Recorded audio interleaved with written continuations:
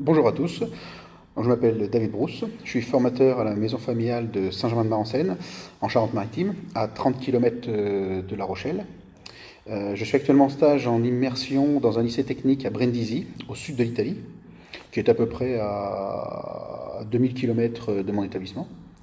Donc pourquoi j'ai fait ce stage? Tout simplement parce que je voulais découvrir des méthodes et des pratiques pédagogiques autour de l'utilisation des TIS, qui sont donc les technologies de l'information et de la communication pour l'enseignement, et observer des outils et des produits numériques qui peuvent être utilisés dans le cadre de l'enseignement.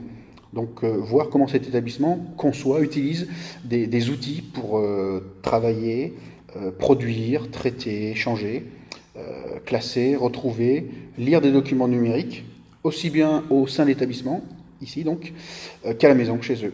Et pour ça, j'utilise un outil qui est la tablette.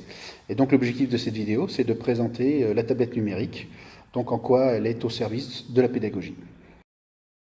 Donc sur cette image, dans ce cours de physique, on s'aperçoit dans le rectangle rouge les technologies utilisées, vidéoprojecteur, tableau numérique, ordinateur de contrôle du système.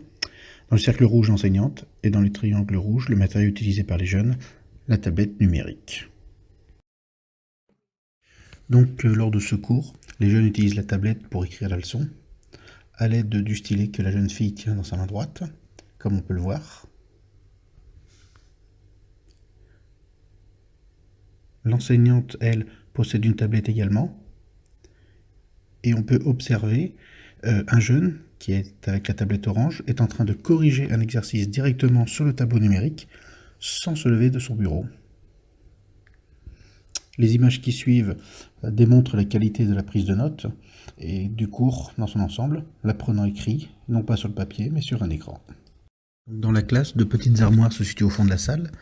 Elles servent à charger les tablettes numériques. Pour des changements de cours, certains jeunes se déplacent essentiellement avec leur tablette. Cependant, rien n'empêche d'avoir un sac à dos pour transporter les livres scolaires, le cahier, la trousse, comme on pourra le voir plus tard. Concernant le support de la tablette, il est adapté pour travailler sur le bureau, mais également debout, ce qui peut être pratique pour les MFR lors de visites d'entreprise, de stages ou lors de sorties sur le terrain. Dans un autre cours d'italien, on peut voir une salle organisée différemment, plus classique à la française. Le rectangle rouge correspond toujours aux technologies, tableau numérique, ordinateur de contrôle du système. Le cercle rouge, c'est l'enseignante, et les triangles rouges, les tablettes numériques. Ce cours littéraire utilise à la fois le livre, le cahier ou des feuilles et la tablette. Sur cette vidéo, on peut s'apercevoir que l'enseignant demande à un jeune de projeter un texte sur le tableau numérique à l'aide de sa tablette. On peut observer le jeune qu'il est assez à l'aise avec l'outil. La formatrice, l'enseignante, se dirige vers le tableau numérique et explique ce que le jeune projette, tout simplement.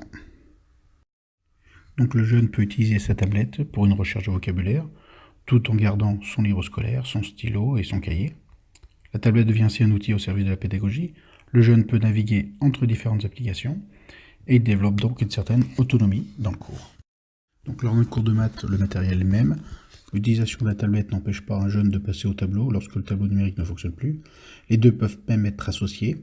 L'intérêt, l'ordinateur de contrôle enregistre ce qui a été écrit sur le tableau numérique. Le jeune peut ainsi accéder avec la tablette à ce cours, au manuel scolaire qui est en ligne. Cette démonstration montre qu'à partir de la tablette, le jeune a accès aux cours, aux devoirs, aux exercices, et on voit sa dextérité avec l'outil informatique. Donc, comme nous l'avons vu précédemment, la tablette présente un ensemble d'éléments qui permet de faciliter son entrée dans le monde scolaire. La tablette numérique est tout à fait à sa place au sein d'une salle de classe, quel que soit le type d'établissement. Le fait que cet outil vise aussi bien les étudiants que les plus jeunes. Cette tablette offre une multitude de possibilités de créer un nouveau contexte dans la relation enseignement-apprentissage. Donc elle a forcément des atouts pédagogiques pour les MFR que je vous présente. Donc le premier point fort, c'est le gain de temps dans la mise au travail pour les jeunes, qui est vraiment bénéfique. La nouveauté réside aussi dans le fait qu'un tel objet entre dans l'école et soit intégré dans une logique d'apprentissage. Ceci permet un regain de motivation chez les jeunes grâce à cet outil et cette nouvelle technologie. Le rapport au savoir est forcément modifié. Les élèves sont davantage acteurs dans leur apprentissage. Ils subissent moins et gagnent en autonomie. De plus souvent, les élèves et les enseignants commencent un apprentissage au même niveau de technicité, ce qui entre en jeu dans la relation établie entre l'enseignant, celui qui est censé détenir tous les savoirs, et donc l'élève, l'apprenant. La tablette a également des particularités intéressantes pour les élèves qui sont en difficulté, comme par exemple lorsqu'on peut avoir le correcteur orthographique, qui peut s'avérer très utile pour les élèves dyslexiques. Le suivi personnalisé de chaque élève est aussi favorisé par l'utilisation de cet outil. La préparation du travail en amont devient beaucoup moins encombrante pour les formateurs enseignants. La tablette réunit de nombreux textes, documents, logiciels et applications en un seul endroit. Donc on ne multiplie pas les outils finalement. Elle peut servir d'alternative au manuel scolaire, un aspect appréciable pour tous. Donc là on est vraiment dans la notion de dématérialisation. Et puis le cartable est grandement allégé, pas d'oubli de matériel, stylo, feuilles, classeurs, cours, etc. Donc des freins existent, notamment la distraction possible des jeunes avec cet outil technologique. Ils pourraient faire autre chose que d'écouter l'enseignant. Mais bon, faut pas se leurrer, ils le font déjà avec le papier. Actuellement en France aussi, les manuels scolaires numériques sont pas toujours adaptés et peu utilisés. Donc avec cet outil, est-ce que c'est vraiment utile aujourd'hui? C'est pas assez démocratisé. Et puis de plus, le manuel scolaire est davantage fait pour l'enseignant que pour le jeune souvent. Donc il faudrait peut-être refaire les manuels scolaires numériques pour utiliser ces tablettes. Le coût qu'il ne faut pas négliger de cet outil et de ces applications qui sont nécessaires aux apprentissages. C'est onéreux, mais je pense qu'on peut trouver des financements de l'échelle européenne, jusqu'aux nationaux, régionaux, départementaux et pourquoi pas intercommunaux aujourd'hui. Donc, pour conclure, la tablette change la pédagogie, la permet d'évoluer à travers différentes activités pendant les cours, sous forme de leçons, avec des dictionnaires, sous forme d'exercices. C'est un outil qui développe un nouveau type de relation entre les élèves et les professeurs, et les élèves entre eux.